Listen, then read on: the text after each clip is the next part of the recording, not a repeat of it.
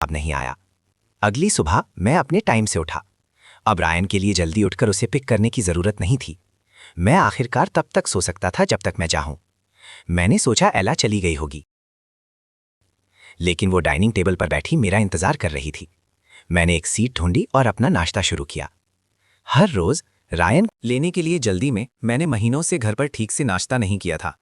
अब मैंने ऊपर देखा तो एला वहां इंतजार कर रही थी। उसके चेहरे पर वही जिद्दी सा भाव था। अभी भी वो सोचती थी कि वो मुझे अपने इशारों पर नचा सकती है। मैंने नाश्ता खत्म किया और बाहर निकल गया। एला ठीक मेरे पीछे आई। नया ड्राइवर पहले से ही वहां था और उसने मेरे लिए दरवाज़ा खोला। मैं अंदर बैठ गया।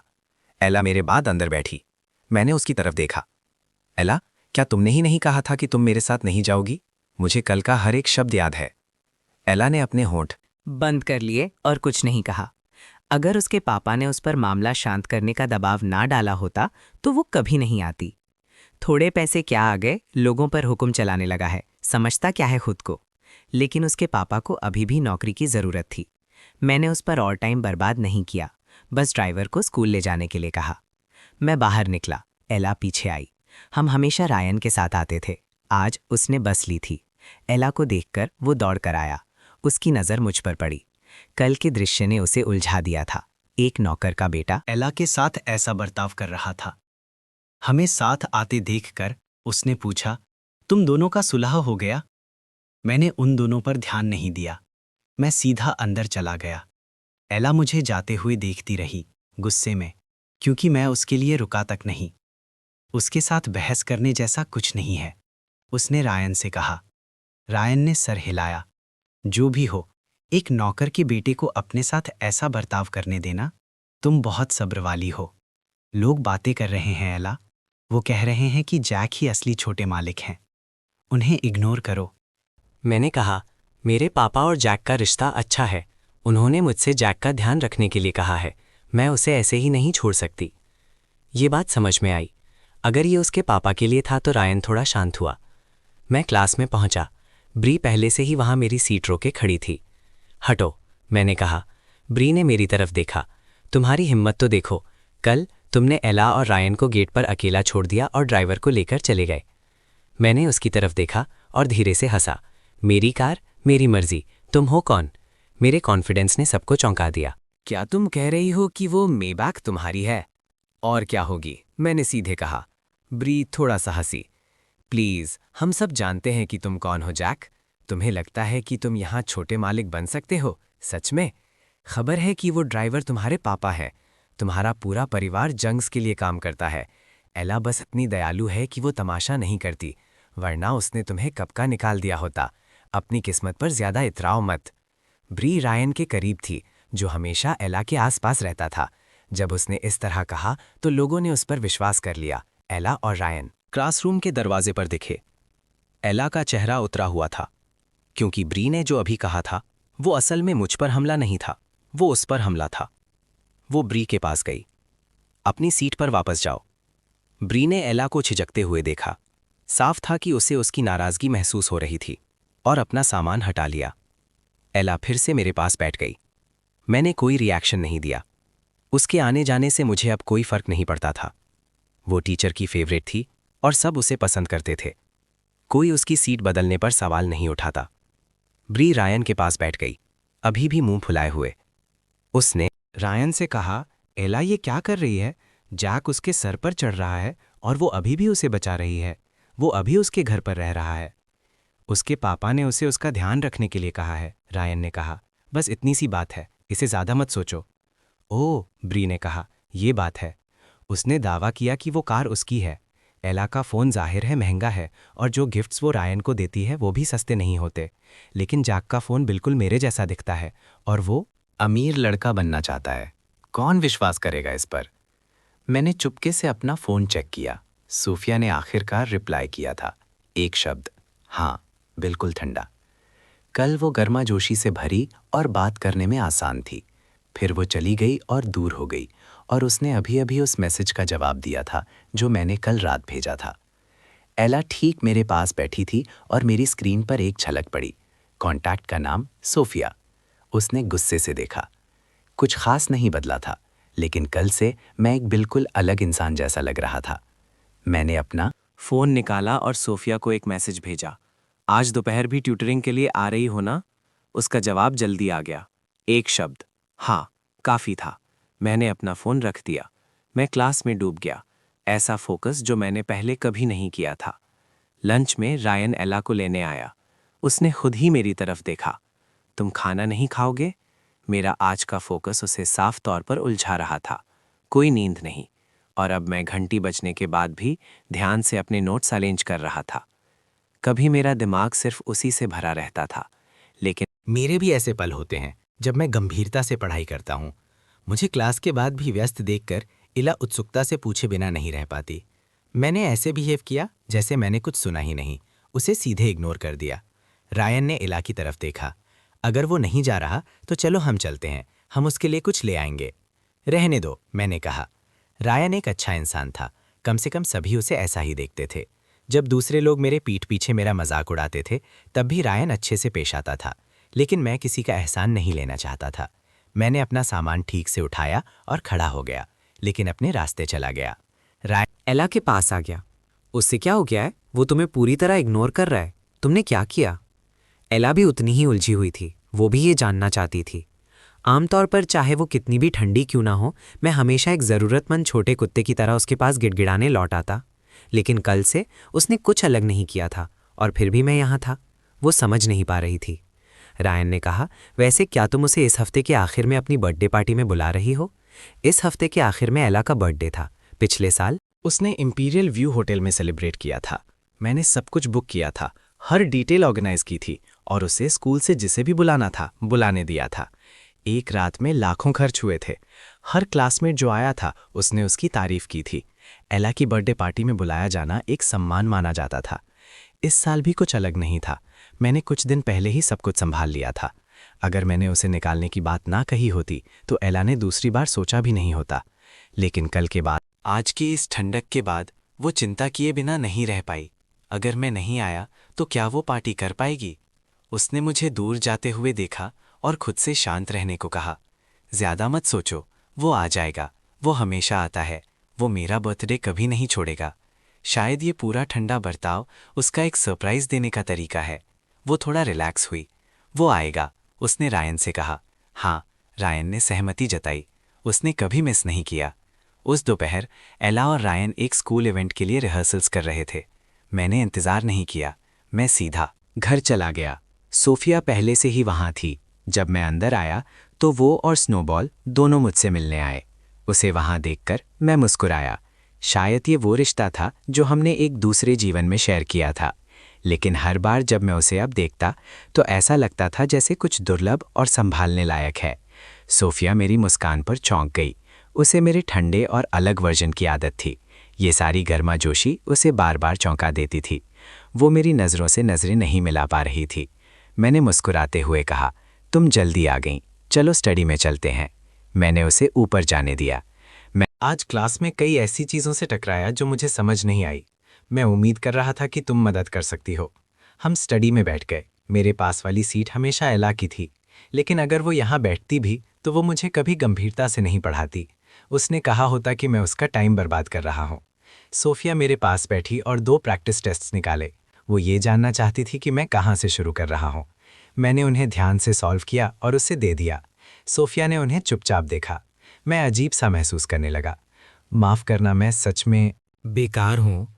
ये तुम्हारी गलती नहीं है सोफिया, बस तुम्हारे पढ़ने के तरीके में सुधार की ज़रूरत है। मैं बेसिक से शुरू करती हूँ, ठीक है? मैंने सर गिलाया।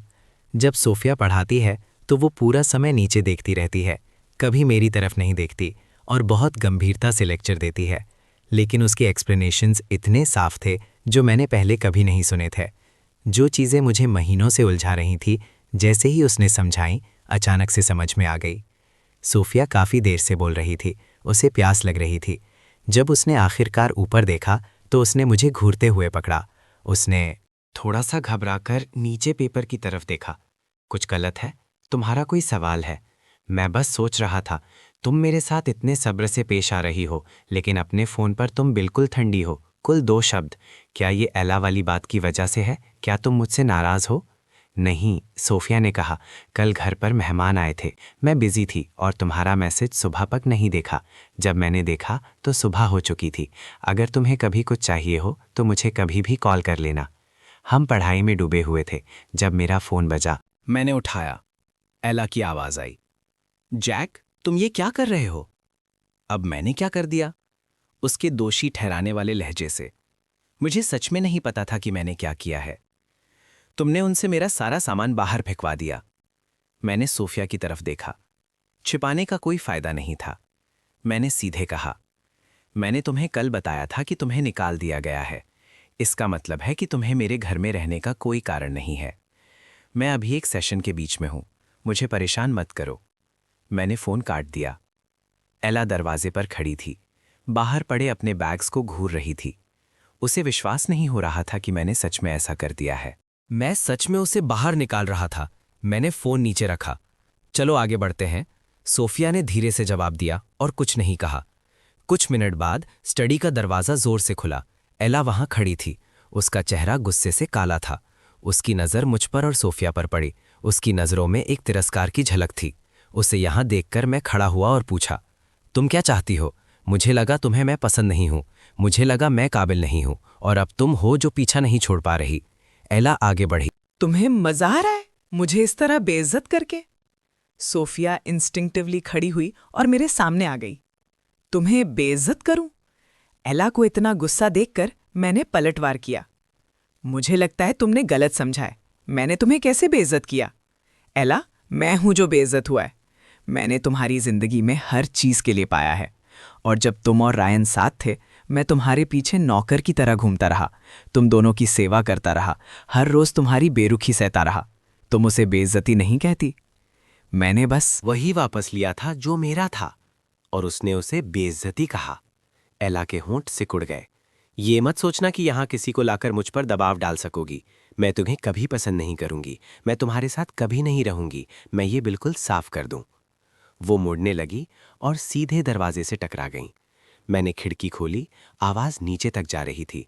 मैंने उसे नीचे आते देखा, अपने बैग्स उठाए और बिना पीछे मुड़े चली गई। साफ सुथरा निकास। एला हमेशा मेरे सामने गर्व से रहती थी। गरीब परिवार, लेकिन रीढ़ की हड्डी लोहे की।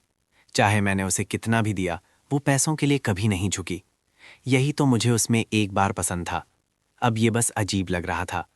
सोफिया ने कमरे के दूसरे कोने से मेरी तरफ देखा। जाक, मैं मुड़ा। वो अभी भी वहाँ थी। माफ़ करना, चलो आगे बढ़ते हैं। सोफिया ने मेरी तरफ देखा। शायद मुझे जाना चाहिए। तुम ठीक नहीं लग रहे हो। मैं ठीक हूँ, सच में। मैं बस कुछ पुरानी बेवकूफ़ी के बारे में सोच रहा था। ये एला के बारे में नहीं है। एला को जाते देखकर सच में हल्का महसूस हुआ। कम से कम अब मुझे आने वाले कल का डर नहीं था। एला से दूर मैं इस बार बीमार नहीं पड़ूंगा। मैं उसी तरह ख़त्म नहीं होऊंगा। तो मैं चलती हूँ, सोफिया ने कहा और दरवाजे की तरफ बढ़ी। मैं आगे बढ़ा और उसका हाथ पकड़ लिया। सोफिया रुक गई। वो मुड़ी और मेरी तरफ देखा। क्या हुआ? मुझे ठीक से नहीं पता था कि मैं क्या कर रहा हूं, लेकिन मैं देख सकता था कि वो पूरी तरह ठीक नहीं थी। जब भी एला आती और वो सब कहती, सोफिया धीरे धीरे मुझसे दूर होने लगती। एला के साथ मेरी नज़दीकी साफ थी। मैंने कभी नहीं छुपाया था कि मैं उसके बारे में कैसा महसूस करता था। सभी, सोफिया सहित, ने मान लिया था कि मैं एला से प्यार करता हूं, और सच कहूं तो मैं करता था। अगर मेरे पिछले जन्म में वो बुरा अंजाम ना होता तो मैं शायद कभी नहीं जागता। मैंने उसका हाथ छोड़ा और उसकी तरफ देखा। क्या तुम सैटरडे को फ्री हो? मैं डिनर के लिए इंपीरियल व्यू होटल जाना चाहता हूँ। आना चाहोगी? वहाँ का खाना कमाल का था। पिछले जन्म में आधे भूखे रहने के बाद मैं बस अच्छे से खाना चाहता था। पहले मैं बिना सोचे एला को ले जाता। अब वो आखिरी इंसान थी जिसे मैं लाना चाहता था। सोफिया वो मैच थी जो मेरे पापा ने मेरे लिए अरेंज किया था। जब तक मैं इसे खराब ना करूं, वो शायद ग्रेजुएशन के बाद मेरी पत्नी बन जाएगी। पहले मैं अपने पापा से इस बात पर नाराज़ रहता था कि उन्होंने मुझसे बिना पूछे ही अरेंजमेंट किया, लेकिन अब इस पर नज़र डालूं तो वो एला जितनी ही खूबसूरत थी और उसके ऊपर उसकी फैमिली कहीं बेहतर थी। उसने मुझे चुना, बल्कि मैं ही किस्मत वाला था। तुम उसके साथ नहीं जा रहे, सोफिया ने कहा। उसका मतलब एला था। तो तुम चाहती हो कि मैं उसके साथ रहूं? मैंने पूछा। तुम चाहती हो कि मैं फिर से तुम्हें अवॉइड करने लगूं? बिल्कुल नहीं, सोफिया ने बिना हिचकिचाए कहा। तो तय रहा, सैटरडे को मिलते हैं। सैटरडे दोपहर मैं थोड़ा लेट पहुंचा।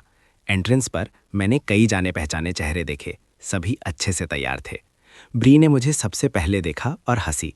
जैक, तुमने आखिरकार यहाँ चेहरा दिखा ही दिया। मैंने गुस्से से देखा। मैं क्यों नहीं आ सकता? यहाँ का मालिक मेरे पापा का करीबी दोस्त है। मैं एक बहुत इम्पॉर्टेंट इंसान हूँ। मैं जब चाहूँ तब आता हूँ। मुझे एक वजह बताओ कि मैं यहाँ क्यों नहीं होना चाहिए। ब्री ने नाक चढ़ाई। एला ने तुम्हें पूरे हफ्ते भाव नहीं दिया और अब तुम उसकी बर्थडे पार्टी में आ रहे हो। हिम्मत तो देखो। एला का बर्थडे? हाँ, वो आज था। मैं हाल ही में पढ़ाई पर इतना ध्यान दे रहा था कि ये बिल्कुल दिमाग से निकल गया था। अगर उन्होंने इसका जिक्र नहीं किया होता तो शायद मुझे याद भी नहीं रहता। मैंने पहले ही होटल के साथ अरेंजमेंट्स कर लिए थे। ये एला का 18th बर्थडे था। पिछले साल मैंने यहाँ उसके लिए एक बहुत बड़ा सेलिब्रेशन किया था। सब ने हफ्तों तक इसके बारे में बात की थी। लेकिन ये भी उसी दिन था जब मुझे एला और रायन के बारे में पता चला। मैंने उससे इस बारे में पूछा था और वो बिल्कुल शर्मिंदा नहीं थी।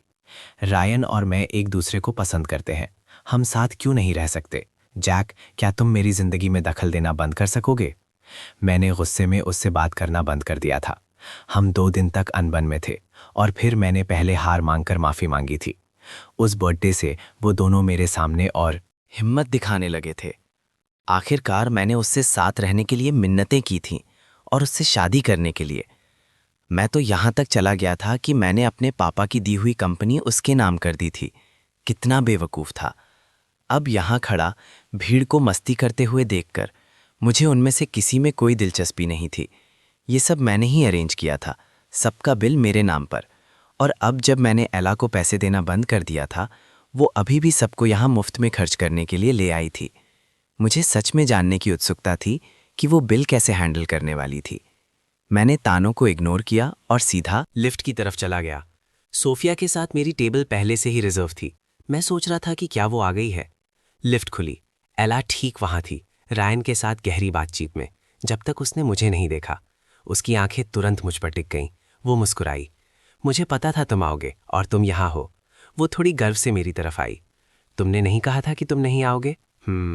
आने का मतलब ये नहीं है कि मैंने तुम्हें माफ़ कर दिया है। मैं अभी भी गुस्सा हूँ जैक। हर बार वो अपने गुस्से को एक पत्ते की तरह इस्तेमाल करती थी। मैंने उसकी तरफ देखा। मेरे होंठ के कोने उठ गए। तुम्हें कुछ चाहिए था? क्या तुम मेरे बर्थडे के लिए यहाँ नहीं हो? एला ने कहा। मैं तुम्हारे बर्थडे के लिए यहाँ क्यों होऊंगा? तुमने मुझे बुलाया तक नहीं। तुम्हारे पास इतने सारे लोग हैं, एक की कमी महसूस नहीं होगी। इसका क्या मतलब है? एला ने मुझे गुस्से से देखा। सोचा कि मैं अभी भी खेल खेल रहा हूँ, उसके बर्थडे पर झगड़ा कर रहा हूँ, सिर्फ उसे परेशान करने के लिए। तभी रेस्टोरेंट का मैनेजर पास आया। छोटे मालिक जैक, मैंने सोफिया के बारे में पूछा। मैनेजर ने सर हिलाया। वो पहले से ही यहाँ है। प्लीज मुझे उनके पास ले चलिए। लेकिन मैनेजर रास्ता दिखाने के लिए मुड़ा। एला ठीक मेरे पीछे आई। जैक, क्या तुमने ये सब बंद कर दिया है? ये देखकर कि मैं अभी भी सोफिया को ढूंढ रहा हूँ। वो बस इतनी अच्छी है कि मैंने उसकी तरफ देखा। मैं तमाशा नहीं कर रहा हूँ, तुम कर रही हो। तुमने मुझसे अपने पीछे घूमना बंद करने के लिए कहा था कि मैं परेशान करता हूँ। अब मैंने कर दिया है, तो प्रॉब्लम क्या है? तुम्हारा बॉयफ्रेंड इंतजार कर रहा है। मैंने रायन की तरफ देखकर कहा, जो लग रहा था कि हमारे पीछे आना चाहता था, लेकिन फिर रुक गया। रायन ने एला को इस तरह मेरे पास आते हुए पहले कभी नहीं देखा था। जाहिर है मैं जानता हूँ कि वो ऐसा क्यों कर रही है। ये मैं नहीं हूँ जिसे वो खोना नहीं चाहती। ये मेरे जेब में पैसा है। उसने मुझे कभी पसंद नहीं किया, लेकिन उसने हर चीज़ जो मैंने उसे दी बिना सोचे समझे एक्सेप्ट कर ली। वो मुंह से ना कहती, फिर मुस्कुराकर ले लेती। अब जब मैं पीछे हट रहा हूँ तो वो घबरा रही है। आखिरकार वो इतने लंबे समय से इस बर्थडे पार्टी की प्लानिंग कर रही है। वो इसे बर्बाद नहीं होने दे सकती। एला कहती है, अगर ये इस बारे में है। मैं और रायन, मैं उससे दूरी बना सकती हूँ। तो क्या तुम प्लीज़ परेशानी करना बंद करोगे? पहली बार वो हार मान रही है। अकेले यही बताता है कि ये पार्टी इसके लिए कितनी मायने रखती है। फिर से, अगर उसे दिखावे की परवाह नहीं होती तो उसने कभी स्कूल में वो अमीर लड़की की इमेज नहीं बनाई होती और उसने अपने बर्थडे पर आधे स्कूल को बिल्कुल नहीं बुलाया होता। पता चला कि वो आखिरकार बुरा दिखने से डरती है। मैंने एला को ठंडी अनछुई रानी का रोल निभाते देखा है। उसे एक बर्थडे पार्टी के लिए झुकते देखना बिल्कुल अलग बात है। मुझे ये काफी मनोरंजक लगा। मैं धीरे से सर हिलाता हूँ। ठीक है, ये तुम्हारा बर्थडे है, हम सबका मज़ा ख़राब नहीं करना चाहेंगे, है ना? मैं मैनेजर की तरफ मुड़ता हूँ। मैंने यहाँ एक रिजर्वेशन किया है, जेड हॉल, एला के नाम से। मैनेजर अपने रिकॉर्ड्स चेक करती है। हाँ, ये सही है छोटे मालिक जैक। आज उसका बर्थडे है तो उसे हॉल इस्तेमाल करने दो। मैं एला की तरफ देखता हूँ। तुम्हारे लिए ठीक है? एला राहत की सांस लेती है जब वो देखती है कि मैंने अपना रुख नरम कर लिया है। वो मुझे देखती है और कहती है, तो ये सब बस मुझे और रायन को अलग करने के लिए था। तुम हमें साथ नहीं देख सकते। तुम ज़्यादा सोच रही हो। मुझे कोई फ़र्क नहीं पड़ता कि तुम किसके साथ हो। एला, वक्त दो, तुम समझ जाओगी। मेरे बिना तुम कुछ भी नहीं हो। मैनेजर चुपचाप पास खड़ी है। मेरे शब्दों ने एला की सारी इज्जत उतार दी। मेरा तुमसे हो गया, वो चिल्लाती है और बिना पीछे मुड़े चली जाती है। मैनेजर मेरी तरफ देखती है। मैं अभी जेड हॉल तैयार करवाती हूँ। मैं सर हिलाता हूँ। एक बात, कोई भी तब तक नहीं जाएगा जब तक वो खुद बिल नहीं चुका देती। एक भी इंसान नहीं। समझ गया छोटे मालिक जैक? जब सब कुछ ठीक हो जाता है, मैं सोफिया को ढूंढने जाता हूँ। एला रायन के पास वापस जाती है। रायन उसका उतरा हुआ चेहरा देखता है। कैसा रहा? तुम दोनों ने क्या बात की? कुछ खास नहीं, एला कहती है। वो रायन की तरफ देखती है, स्थिर, नरम, हमेशा की तरह ध्यान से, जैसे वो जैक के लिए रायन से कभी ब्रेकअप करेगी। सपने देखो, जब ये पार्टी खत्म हो जाएगी, वो जैक से पूरी तरह रिश्ता तोड़ लेगी। एक हल्की सी मुस्कान भी नहीं। सोफिया आज स्कूल यूनिफॉर्म में नहीं है। उसने एक ड्रेस पहनी है। स्टाइल आसान है, लेकिन उस पर ये एक आसानी से आने वाली शान लेकर आ रहा है। जब मैं अंदर आता हूँ, वो मेन्यू में खोई हुई है। वो मुझे सुनती है और ऊपर देखती है। हमारी आंखें मिलती हैं। मैं मुस्कुराता हूँ। बहुत देर से इंतज़ार कर रही हो? नहीं, मैं भी अभी आई हूँ। सोफिया मुझे एक पल के लिए देखती है। मैं आज एक आसान सी टी शर्ट में हूँ, खुश और आरामदेह लग रहा हूँ। हालांकि मैं थोड़ा पतला हूँ। मैं स्वाभाविक रूप से उसके पास वाली सीट पर बैठ जाता हूँ।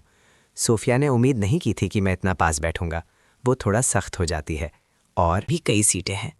मैं उसकी परेशानी पर ध्यान नहीं देता। तुमने ऑर्डर दे दिया? अभी नहीं, अभी देख रही हूँ। मुझे देखने दो।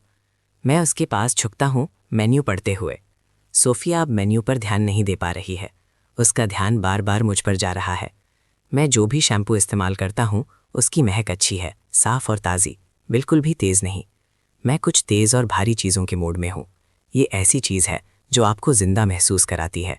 बीमारी के वो दिन, कभी पर्याप्त खाना नहीं, कभी पर्याप्त गर्मी नहीं, कभी सो नहीं पाता।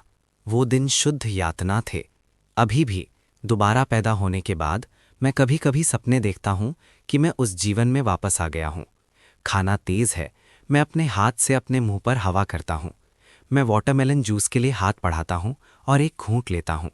सोफिया पूछती है, क्या आपको तीखा खाना पसंद है? ठीक है, मैं उसकी तरफ देखता हूँ। तुम? मुझे भी, वो साथ देते हुए कहती है। वो अपनी चॉपस्टिक्स उठाती है और खुद ले लेती है। हम एक प्राइवेट रूम में हैं। एक सर्वर चुपचाप पास खड़ा है। थोड़ी देर बाद इंपीरियल व्यू होटल का मालिक अंदर आता है। उसका नाम माइल्स है। मैं उससे नर्मदा से ग्रीट करता हूँ। Uncle miles. माइल्स मुझे मुस्कुराकर देखता है। जैक, तुम भी यहाँ हो? उसके कहने के तरीके से मुझे पता चलता है कि वो मेरे लिए नहीं आया है। ज़रूर, वो सीधा सोफिया के पास जाता है। मिस सोफिया, वो सम्मान से कहता है, हमारे होटल में आपका स्वागत है। अगर कुछ भी कमी हो तो मुझे बताने में संकोच न करें। वो सोफिया को इसलिए जानता है क्योंकि उसके मेरे पापा के साथ गहरे रिश्ते हैं। ज़्यादातर लोगों को कोई अंदाज़ा नहीं है कि वो असली में कौन है। कोई नहीं जानता कि राजधानी से सोफिया परिवार की सबसे छोटी बेटी इस शहर में चुपचाप रह रही है। सोफिया एक छोटा सा इशारा करती है और वापस खाने लगती है। वो बहुत ठंडी है। मैं हमेशा सोचता था कि वो गर्माजोशी से भरी है। उसे अब देखकर मुझे एहसास होता है कि सोफिया को लोगों से बात करना ही पसंद नहीं है। माइल्स वहाँ एक पल के लिए खड़ा रहता है, खुद उसके लिए पानी डालता है। वो कुछ नहीं कहती। पूरे कमरे में एक दूरी बनाने वाली एनर्जी भर जाती है। आखिरकार माइल्स माहौल को समझता है और कहता है, मैं आपको अपना खाना एंजॉय करने देता हूँ। आराम से खाओ। अंकल माइल्स, रुक जाओ। मैंने उसे इस आवाज़ की आवाज़ पर रोका। वो चलना बंद कर देता है। फिर वो वापस मुड़ता है। छोटे मालिक जैक, क्या आपको कुछ चाहिए? उसकी मुस्कान गर्माजोशी भरी और असली है। ऐसा इंसान जिसे आप पसंद किए बिना नहीं रह सकते। इसीलिए मेरा उसके बारे में हमेशा अच्छा इंप्रेशन रहा है। लेकिन अगर मेरी यादाश्त सही है तो मेरे पिछले जीवन में इंपीरियल व्यू होटल में एला की बर्थडे पार्टी के ठीक 3 दिन बाद आग लग गई थी। किचन फायर सप्रेशन सिस्टम अपर्याप्त था और जब आग लगी तो एक्सटिंग्विशर्स बिल्कुल बेकार थे। आग ने जान भी ले ली। इंपीरियल व्यू शहर का सबसे अच्छा होटल हुआ करता था। उसके बाद वो कभी ठीक नहीं हुआ। सुनने में आया था कि माइल्स इस झटके से गंभीर रूप से बीमार हो गए थे। मैं उन्हें देखता हूं और पूछता हूं, क्या आपके होटल का फायर सेफ्टी सिस्टम ठीक है? माइल्स मुझे चौंक कर देखते हैं। ये एक अनपेक्षित सवाल है छोटे मालिक जैक। बस एक एहसास, शायद किसी से ठीक से चेक करवाना बेहतर होगा, खास। निश्चिंत रहें, माइल्स कहते हैं, हमारी फायर सेफ्टी टॉप नॉच है। हम अपने मेहमानों की पूरी जिम्मेदारी लेते हैं। मैं उनकी नज़रों में देखता हूं। अंकल माइल्स, आप खुद क्यों नहीं चेक कर लेते? मेरी जिद उनके चेहरे पर एक नाखुशी की झलक लाती है। वो मुझे घूरते हैं। आप कहना क्या चाहते हैं छोटे मालिक जैक? आपको मेरी बात पर विश्वास नहीं है? आपके पापा और मैं पुराने दोस्त हैं। वो जानते हैं कि मैं कैसा आदमी हूं। मैं ईमानदारी से बिजनेस चलाता हूं। ये एक पर्सनल अपमान लग रहा है। मैं उसके बेटे की उम्र का हूं। उसकी नज़रों में मैं बस एक बच्चा हूं जो कुछ नहीं जानता। सोफिया बोलती है, अगर वो कह रहे हैं तो एक बार देखने में कोई हर्ज नहीं है। जब से माइल्स अंदर आए हैं उसने उनसे एक भी शब्द नहीं कहा है। वो उनके बोलने पर छोटा सा जवाब देती है और फिर भी अभी भी उन चंद शब्दों में वजन है। माइल्स उसका इतना सम्मान करते हैं कि वो मान जाते हैं। ठीक है, मैं अभी जाता हूँ। सोफिया बिल्कुल शांत है और उसकी बैकग्राउंड खुद ही सब कुछ कहती है। वो मेरी उम्र के करीब है, फिर भी न जाने कैसे उसके शब्दों में एक वज़न है जो मेरे में बिल्कुल नहीं है। माइल्स के जाने के बाद मैं हैरानी से सोफिया को देखता हूँ। तुमने मेरी मदद क्यों की? मैं पूछता हूँ, क्योंकि मैं जानता हूँ कि क्या होने वाला है। लेकिन सोफिया के नज़रिए से उसे इस पर विश्वास करने का कोई कारण नहीं होना चाहिए। सोफिया मुझे देखती है। आपने बोला, ज़रूर मैं आपका साथ दूंगी। अगर मैं बस झूठ बोल रहा होता तो क्या? सोफिया कहती है, अगर कुछ नहीं भी हुआ तो उनका सिर्फ किचन तक चलने का खर्चा है। वो ये सब इतनी शांति से कहती है, लेकिन उसे देखते हुए मुझे अपने अंदर कुछ गर्माजोशी महसूस होती है, जैसे कोई सच में आप पर विश्वास कर रहा हूं। मुझे अपने डायग्नोसिस के दिन याद आते हैं। कोई नहीं मानना चाहता था कि मैं एक शिकार हूं। उन सब ने कहा कि ये मेरी अपनी लापरवाही थी। अगर मैं लापरवाह होता तो मैं इसे स्वीकार कर लेता। सबने उंगलियां उठाईं, सबने मुझे नफरत से देखा। वक्त के साथ मैं खुद से भी नफरत करने लगा था। लेकिन एला ने ये सब अरेंज किया था। किसी ने जानबूझकर मेरे ऊपर उसके कहने पर एक गंदी सुई का इस्तेमाल किया था, सिर्फ इसीलिए ताकि उसे शादी से इनकार करने का बहाना मिल सके। सिर्फ वही जो जाल बिछाता है जानता है कि तुम कितने मासूम हो। सोफिया और मैं आराम से खाना खाते हैं। जब हो जाता है तो हम जाते नहीं हैं, हम डिज़र्ट ऑर्डर करते हैं। मैं अपना होमवर्क भी साथ लाया था और टेबल पर उसे सॉल्व करता हूँ। सोफिया मुझे प्रॉब्लम सॉल्व करने में मदद करती है। हम शाम तक बातें करते हैं। जब एला की बर्थडे पार्टी ख़त्म होती है और मेहमान जाने लगते हैं तो उन्हें रोक दिया जाता है। एला ने बिल नहीं चुकाया है। एला मुझे फ़ोन करती है, मैं उसे बजने देता हूँ। सोफिया मेरे पास से देखती है। आप फ़ोन क्यों नहीं उठा रहे? मुझे पता है कौन है। मैं उसे फिर से बचने देता हूँ। 2 और कॉल्स के बाद मैं उठाता हूँ। जैक, ये क्या है? फ़ोन के दूसरे छोर पर एला की आवाज़ गुस्से से भरी है। वो जितना गुस्सा होती है मुझे उतना ही हल्का महसूस होता है। मैंने कहा है कि मेरा उससे हो गया है, लेकिन पिछले जन्म का कर्ज अभी भी चुकाना है, वरना मैं कभी इसे जाने नहीं दे पाऊंगा। मैं मुस्कुराता हूँ। एला, ये सब क्या है? इतना गुस्सा क्यों हो? यहाँ आकर बिल चुकाओ। एला दांत पीसते हुए कहती है, इसे और बुरा मत बनाओ। उसने आज रात यहाँ से जाकर मुझसे कभी नहीं मिलने का प्लान बनाया था। उसे उम्मीद नहीं थी कि मैं उसका इंतज़ार कर रहा हूँगा। अब वो पे नहीं कर सकती और हर एक इंसान वहाँ फंसा हुआ है। सब उसे देख रहे हैं। ये अजीब है। मैं कहता हूँ, मैं तुम्हारी पार्टी में नहीं था, मैं तुम्हारा बिल क्यों चुकाऊंगा? क्यों ना सबके साथ शेयर कर लो। मुझे यकीन है कि वो सब मदद करेंगे। वो सब तुम्हें पसंद करते हैं, अच्छे दोस्त भी हैं, हमेशा साथ खाना खाने जाते हैं। मैं एला को महीने में 1 लाख से भी ज़्यादा देता था। वो इसे ऐसे लेती थी जैसे ये उसका हक हो। उसके दिमाग में ये बस ट्यूटरिंग के पैसे थे। बिल्कुल सही, वो इसमें भी उदार थी। हमेशा लोगों को खाना खिलाती थी। सब सोचते थे कि वो बहुत अमीर है और उसके पीछे भागे रहते थे, लेकिन उसका हर एक सिक्का मेरा था। एला कहती है, जैक, क्या ये सच में ऐसा होना ज़रूरी है? तुम मुझसे क्या चाहते हो? बस मुझे बताओ कि तुम्हें आकर पे करने के लिए क्या करना होगा। अच्छा, मैं कहता हूँ अगर तुम किसी से कोई फेवर मांग रही हो तो तुम्हें वैसा ही बोलना चाहिए, तुम्हें नहीं लगता? मैं दूसरे छोर पर उसकी तेज सांस सुनता हूँ। मैं अब उसका पिछलग्गू नहीं हूँ, जाहिर है। मैं मुस्कुराता हूँ। नहीं चाहती, ठीक है तो मैं फ़ोन काट रहा हूँ। प्लीज़। एला ये शब्द दांत पीसते हुए कहती है। उसके हाथ फ़ोन के आसपास कसे हुए हैं। होटल स्टाफ ने उन सबको दरवाजे पर रोक रखा है, कोई रास्ता नहीं है। मैं फ़ोन काट देता हूँ और खड़ा हो जाता हूँ। मैं अभी आया, मैं सोफिया से कहता हूँ। मैं जेड हॉल की तरफ जाता हूँ। पार्टी से आए क्लासमेट अभी भी अंदर हैं। उनमें से कोई भी नहीं जा पाया है। हर नज़र एला पर है, उसके पे करने का इंतज़ार कर रही है। माहौल बहुत अजीब है। एला के पास जाने की जगह नहीं है। वो वहाँ सबकी नज़रों के नीचे खड़ी है, कोई रास्ता नहीं है। जैसे ही मैं अंदर आता हूँ, मैनेजर पास आती है। छोटे मालिक जैक, वो नर्मता से कहती है। मैं भीड़ की तरफ देखता हूँ, सभी अच्छे से तैयार हैं।